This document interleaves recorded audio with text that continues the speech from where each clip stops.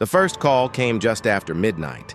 I was half asleep when my phone buzzed, the screen lighting up with a number I didn't recognize. A landline, with an area code that hadn't been used in decades. I almost let it ring out. But something about it felt urgent, insistent, like the call was meant for me.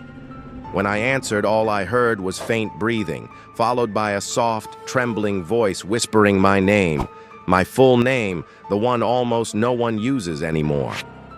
Before I could respond, the call cut off. I tried calling back, but an automated message played instead. This number is not in service. Please check the number and try again. I brushed it off at first, blaming it on a glitch or a spoofed caller ID. But deep down, something felt wrong. Very wrong. The second call came the next night at the same exact minute. This time, the woman spoke more clearly. Her voice was shaky but familiar, like someone I knew a lifetime ago. She kept repeating, "Why did you leave me there? Why didn't you come back?" I tried asking who she was, but then the line filled with static, violent, almost electrical. Under the static, I could hear something else, a distant echo of screams like someone trapped far away. When the call ended, my screen showed the same outdated number, now slightly distorted, as if it didn't quite belong in the present. Out of curiosity, I searched the number online. The first result hit me like ice. It belonged to a payphone in a small rural town. A payphone that burned down in a gas station fire in 1998. By the third call, I couldn't sleep. My nights were spent pacing the hallway, waiting for my phone to light up. When it did, I forced myself to answer. The woman sounded panicked, crying uncontrollably, begging me to find her. She said she was cold, so cold, and that something was holding her there, keeping her in the dark. I asked where she was. All she said was, "You know this place. You were here when it happened." That sentence twisted something in my memory, something I had buried so deep I thought it was gone forever.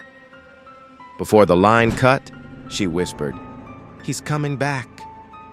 Then the call abruptly ended with a metallic click, like an old rotary phone being slammed down. I couldn't ignore it anymore. I drove to the town, the same one I had visited as a child with my cousin Elena, who disappeared during that summer.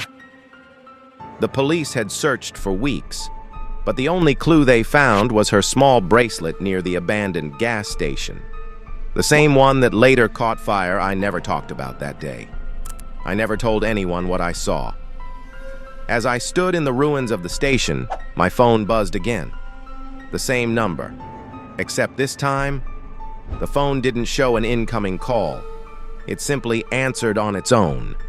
Her voice came through, louder than before, echoing like she was standing right beside me. "I see you," she said. "I've been waiting." The ground felt like it shifted beneath me. I turned, expecting someone behind me, but the station was empty, yet her breathing echoed in my ear, growing heavier, closer. Then she said one sentence that froze my blood. "You were supposed to come with me." The temperature dropped violently, and my phone screen flickered, showing her face, burned, distorted, staring directly at me. It lasted only a second before the phone went black. I left the town that night, but the calls haven't stopped. They come every night now, from that same impossible number.